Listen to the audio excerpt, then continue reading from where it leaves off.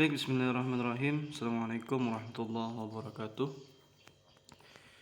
Alhamdulillahilladzi arsala rasulahu bil huda wa dinil haq liyudhhirahu 'ala dini kullihi wa kafa billahi shahida.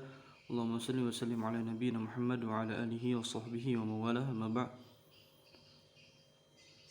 Baik, rekan-rekan mahasiswa dan mahasiswi yang dimuliakan oleh Allah Subhanahu wa taala. Pada kesempatan kali ini saya ingin memberikan materi lewat video untuk pengganti pertemuan pada hari ini, di mana materi yang ingin sampaikan adalah salah satu pendekatan dalam studi Islam, yaitu pendekatan normatif dalam kajian Islam dalam konteks teori dan praktek. Nah, jadi dalam studi Islam banyak pendekatan-pendekatan yang bisa digunakan dalam metodenya ya. Jadi kenapa dinamakan mata kuliah metode studi Islam? Karena berkaitan dengan metode, turunan dari metode itu adalah pendekatan-pendekatan. Jadi salah satu yang kemarin sudah saya sampaikan adalah historis, sejarah. Nah, saat ini kita membahas berkaitan normatif. Normatif ini dari segi gramatikal atau dari segi bahasa itu adalah pendekatan hukum, maksudnya pendekatan hukum. Jadi dalam studi Islam atau kajian Islam juga dikenal dengan pendekatan hukum ya, atau pendekatan normatif dalam konteks ini. Nah, bagaimana pendekatan normatif itu dalam studi Islam? Nah, kita awali dari bagaimana sumber kita. Kemarin kita sudah sampaikan bahwa Al-Quran dan hadis atau Al-Quran dan sunnah itu adalah sumber hukum Islam. Nah, dalam pendekatan normatif ini Al-Quran dan hadis dijadikan sebagai objek kajian sehingga muncul penafsiran, pemahaman dan pemikiran. Jadi kalam Allah yang berupa Al-Quran, kemudian hadis Rasulullah SAW, yang kemudian kadang-kadang secara penafsiran bisa dipahami berbeda oleh satu dengan yang lainnya. Lalu lahirlah berbagai jenis hukum Islam yang disebut dirosah Islamiyah atau Islamic Studies ya.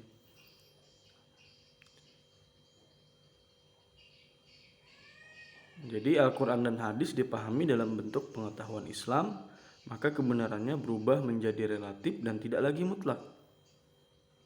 Nah, dalam konteks ini, jadi Al-Quran dan hadis itu ada, kalau di ulumul Quran kita bahas ayat-ayat muhkam dan mutasyabih ya, mutasyabihat.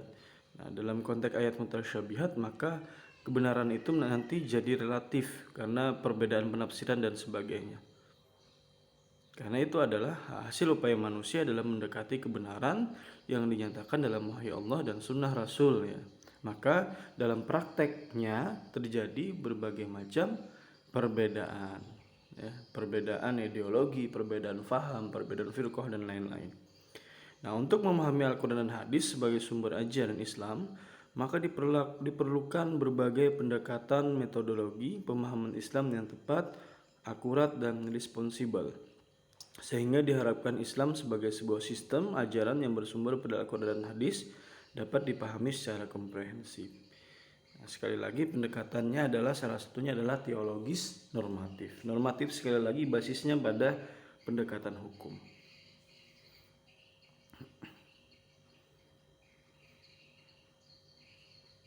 Jadi teman-teman, bahwa kemudian pendekatan teologis normatif ini adalah basisnya kepada aturan-aturan hukum yang ada dalam Islam.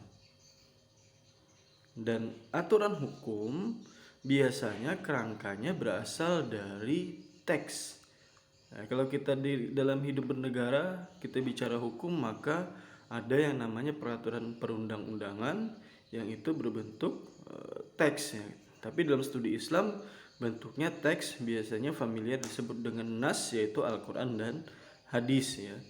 Maka dalam kerangka studi agama, normativitas ajaran wahyu dibangun, dikemas dan dilakukan melalui pendekatan doktrinal teologis. Doktrin, nah, jadi kita beragama ini dalam konteks pendekatannya ada doktrinal teologis ya. Dan seperti yang saya sampaikan tadi adalah kemudian basisnya awalnya adalah dari teks suci, kitab Allah ya, yang bercorak literalis dan tekstualis.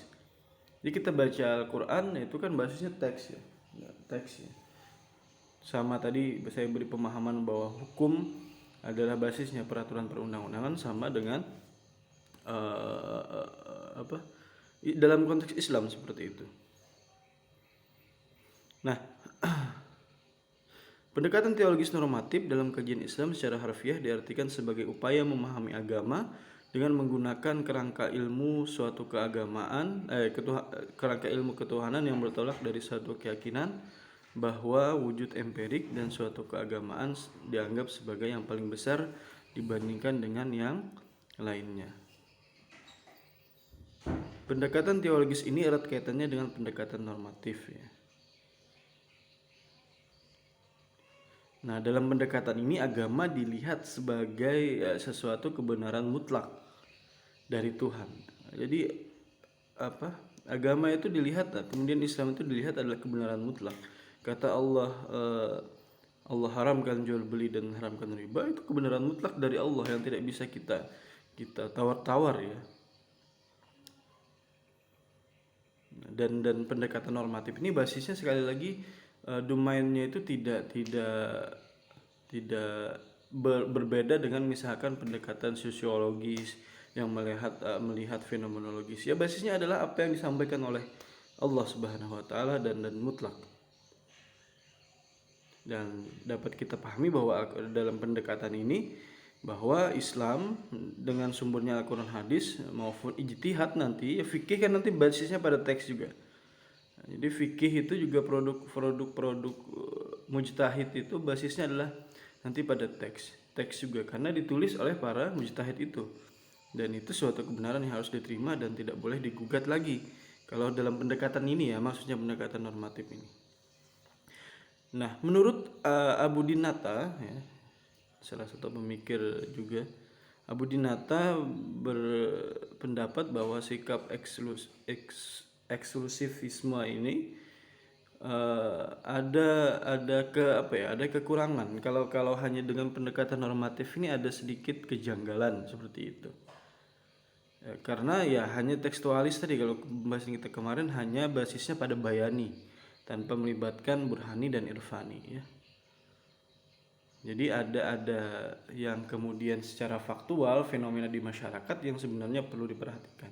Itu dari segi kekurangannya. Tapi di sisi lain pendekatan normatif ini juga jadi pendekatan yang harus ada ya. Walaupun ada pendekatan fenomenologis, tetapi pendekatan normatif ini jadi sesuatu yang penting juga. Tapi ada baiknya untuk tidak berdiri sendiri.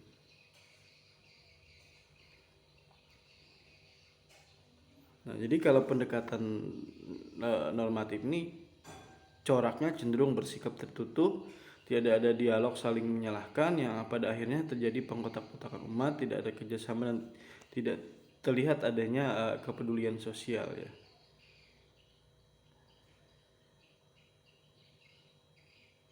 Nah, jadi sekali lagi bukan berarti pendekatan teologis normatif ini tidak diperlukan, tapi sangat diperlukan bahwa menjadi pendekatan primer, tapi harus dibersamai dengan pendekatan-pendekatan yang lain. Bagaimana aplikasinya pendekatan teologis normatif ini? Jadi dalam aplikasinya pendekatan ini barangkali tidak memenuhi kendala yang cukup berarti, tetapi akan semakin rumit ketika pendekatan ini dihadapkan pada realita dalam Al-Quran dan hadis yang tidak tertulis secara tertentu secara luas ya.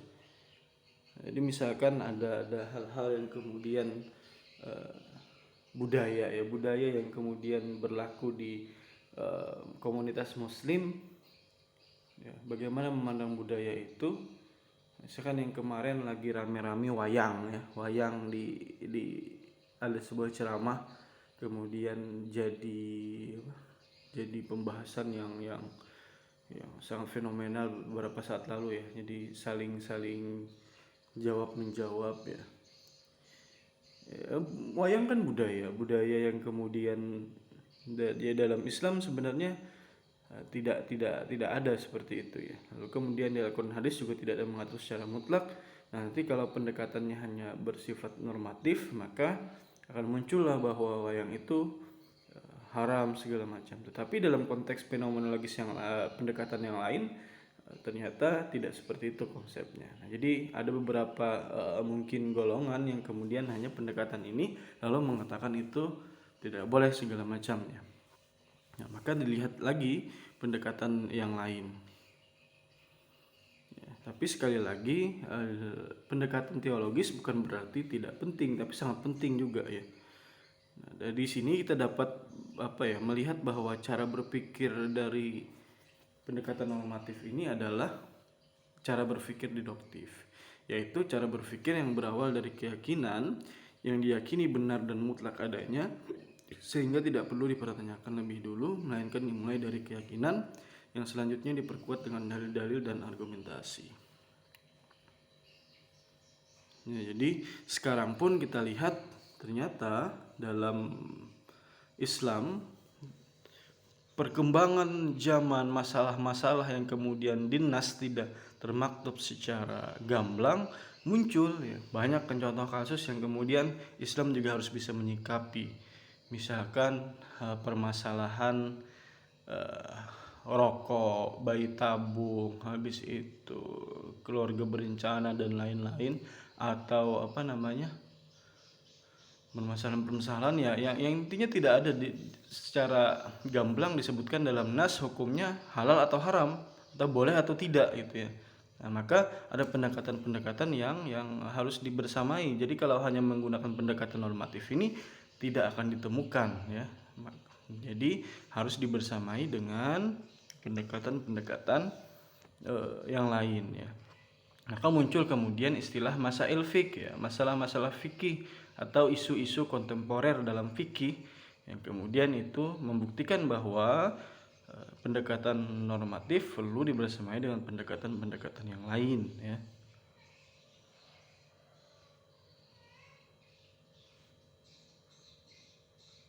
Nah, jadi pada kesimpulannya, pendekatan teologis normatif adalah upaya memahami agama dengan menggunakan kerangka ilmu ketuhanan yang bertolak dari suatu keyakinan bahwa wujud empirik dari dan suatu keagamaan dianggap sebagai yang paling benar dibandingkan dengan yang lain. Kemudian perkembangan zaman yang selalu berubah dan disertai munculnya berbagai persoalan baru dalam kehidupannya, manusia menjadi sebuah tuntutan untuk memahami agama sesuai zamannya. Tuntunan terhadap agama yang demikian itu dapat dijawab manakala pemahaman agama banyak menggunakan pendekatan teologis normatif dilengkapi dengan pemahaman agama yang menggunakan pendekatan lain secara operasional konseptual dapat memberikan jawaban terhadap masalah yang timbul. Oke, demikian yang dapat saya sampaikan. Semoga bisa dipahami. Jika ada tanya jawab silahkan bisa di kolom komentar atau di grup ya. Subhanakallahumma wa bihamdika asyhadu an la ilaha illa anta astaghfiruka wa atubu ilaik. Assalamualaikum warahmatullahi wabarakatuh.